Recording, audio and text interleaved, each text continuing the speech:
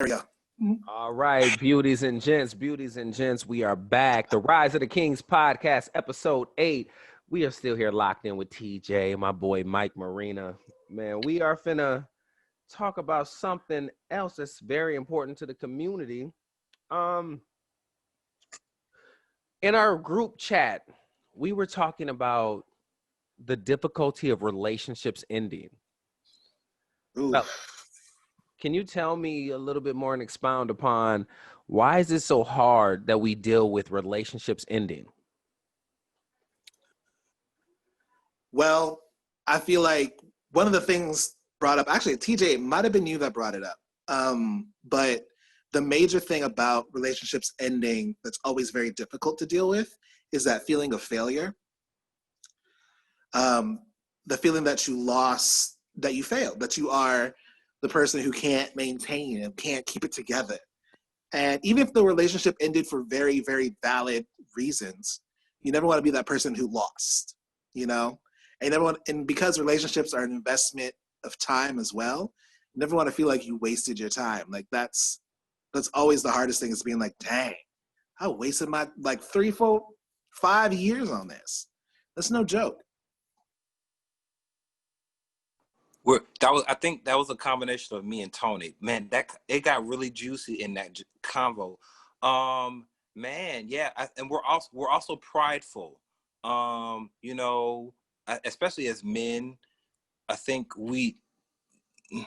it's why we don't get deep in conversation, because when you get deep, your investment increases, and you already don't know. A lot of men already are immature in their emotional handling. And so whenever, you get deeper with that and then it just falls to the wayside, it's just like, well, damn, it just kind of feels like I don't know why I'm seeing it like this. Kind of like I think of like a cyst. And I've seen this on like Discovery Channel. Cysts will grow on somebody's body, and if a cyst stays around long enough, it will grow blood vessels. And so I remember this lady had like this big old cyst. It had grown to like cover like all of her torso. They had to cauterize those blood vessels off because it grew blood vessels from like arteries, and it was a cyst. It was already not supposed to be there. But yeah, but like if you can think about that type of pain, that is what it's like for a relationship to end when you invest in it. Whoa, that was better than I thought. Okay. I know what I hear what you're saying, and like going off of that cyst, like that cyst image of growing blood vessels and adapting to being part of your body, you get adapted to being in a relationship. And so there's also a fear of change, of radical change, and like real repercussions sometimes. Because like breaking off a relationship could mean like you might lose your home. You might have to deal with shit differently financially. Like I remember when I had to end my relationship, I had to move back in with my mother. I am 31 years old. That's not the look I had for myself when I was 28.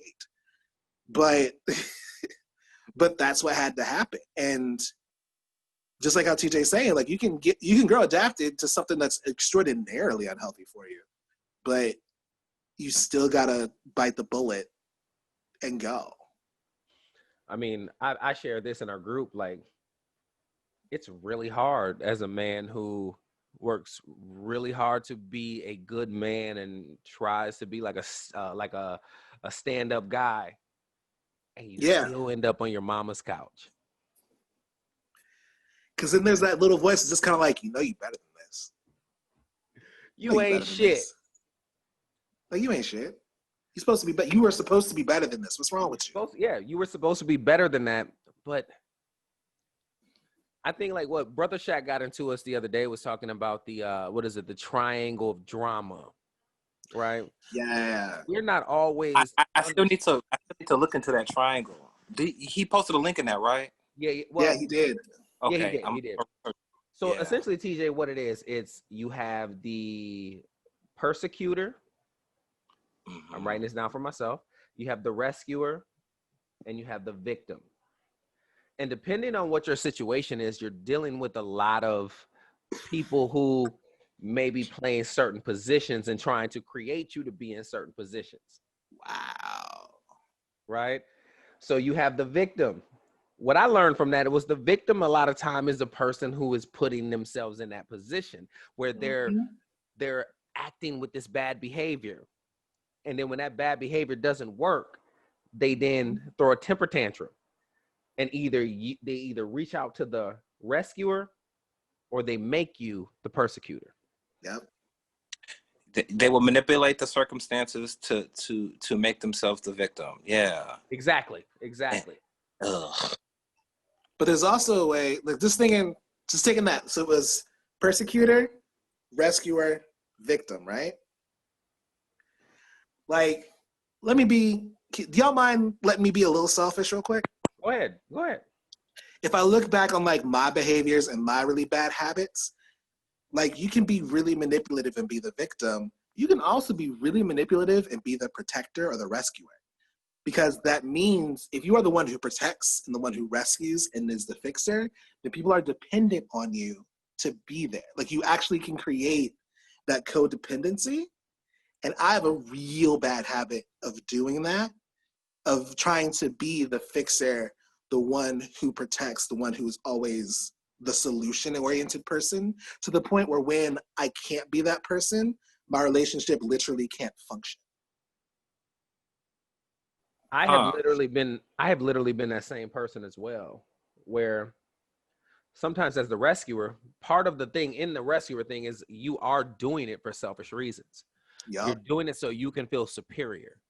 You're doing it so you can feel good. One of the key components of that was saying you're offering help where it wasn't asked. Bingo. Ooh, that's good.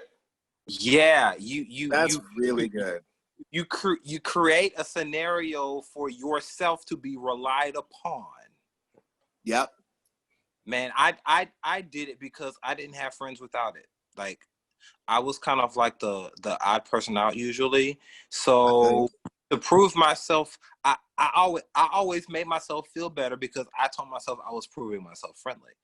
But I think but I didn't really need to do that because I'm a naturally friendly person. And so I don't need to win people over because, you know, oftentimes what they will do, they will get used to your method of winning. And as soon as you say no, victim. Bam. And but now then it's like all you ever wanted to do was be a friend and prove yourself friendly, rely upon me. That means you can't do without me. You know, that means you won't forget about me. You'll keep texting me, you'll keep calling me, you'll be my friend, you'll invite me to shit. And then as soon as you say no, victim, cut off, silent treatment, ghost. Yeah. And every negative trait that they saw in you, that they dissected in you, they're gonna pull that out in you. Yep. So you done all this work to prove your worth and prove that you should be that friend, but the minute you can't give something, you then become the persecutor. Years, it's gone. You become the persecutor. Right. The minute you can't give more, you become the persecutor.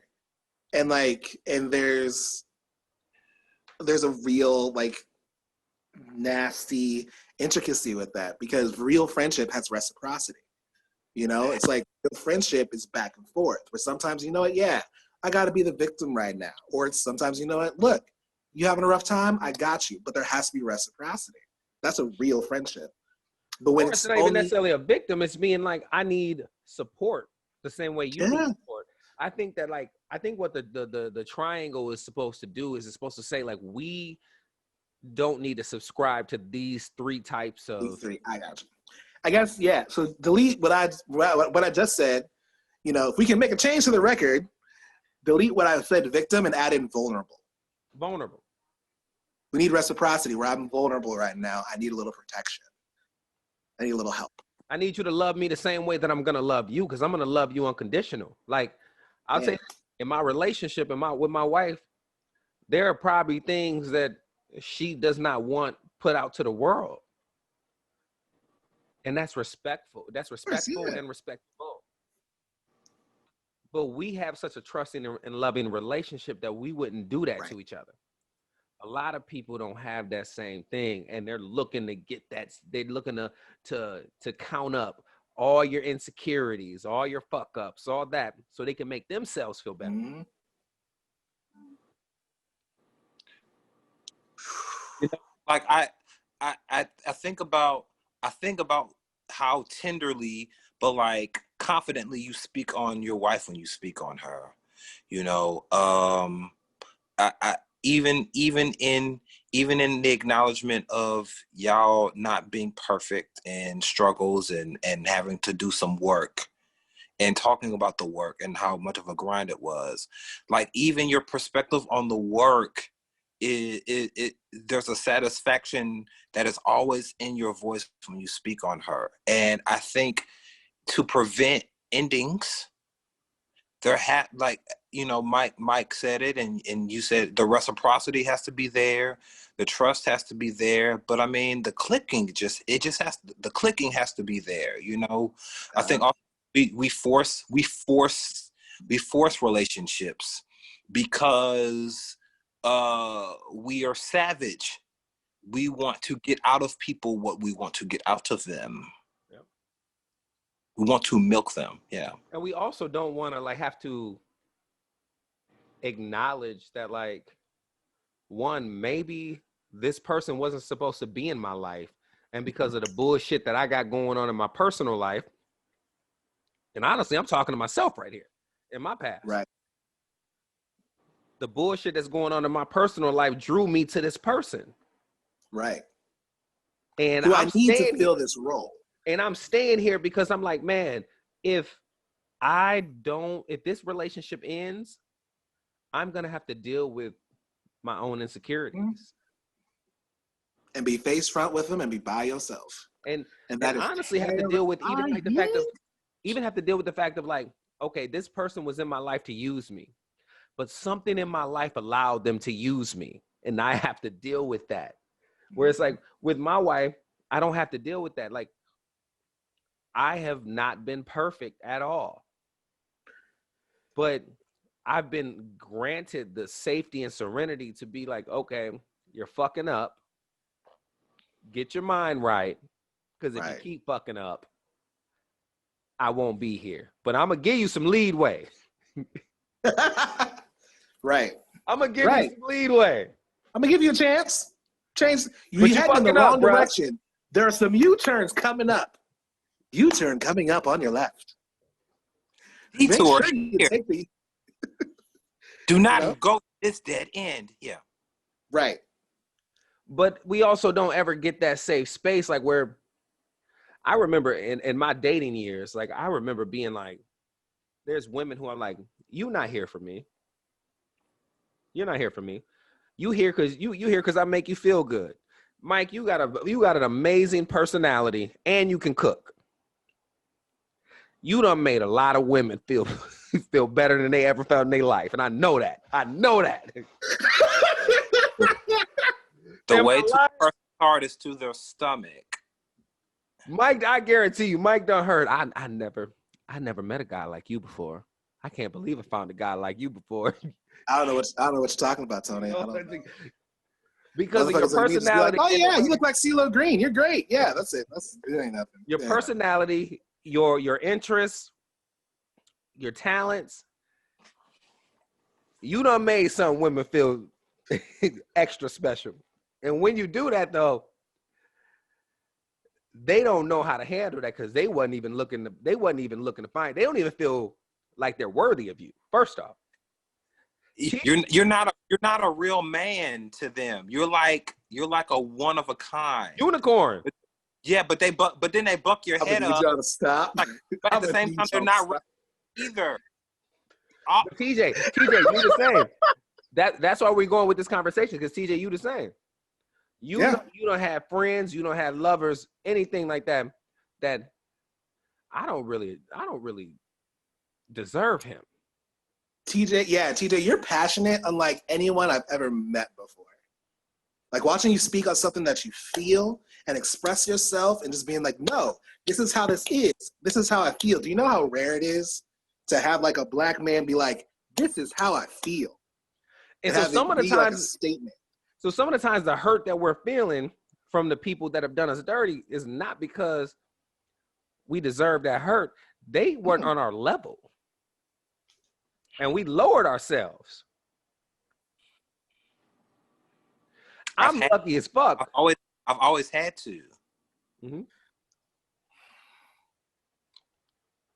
I'm trying to change the habits. Look, I'm lucky as fuck that I'm lucky as fuck that my wife, when I found my wife, that we were able to connect. Like, I swear to God, there's days I wake up at 3 a.m. and I'd be like, God damn.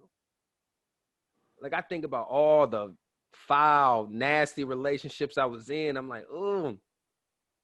And I could wake up. Look at you now. Man. Look at you now. And I'm appreciative. I'm so appreciative of that. But what I'm saying is, for us, it took me a long time to just even fucking get to the point where, like, I deserve this type of person that I have.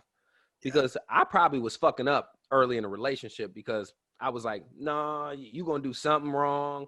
I don't deserve this. No, right. We stay in these situations with somebody who don't understand us. And it's like, I could go through some of the most fucked up situations and my wife be like, well, stop putting yourself in them situations.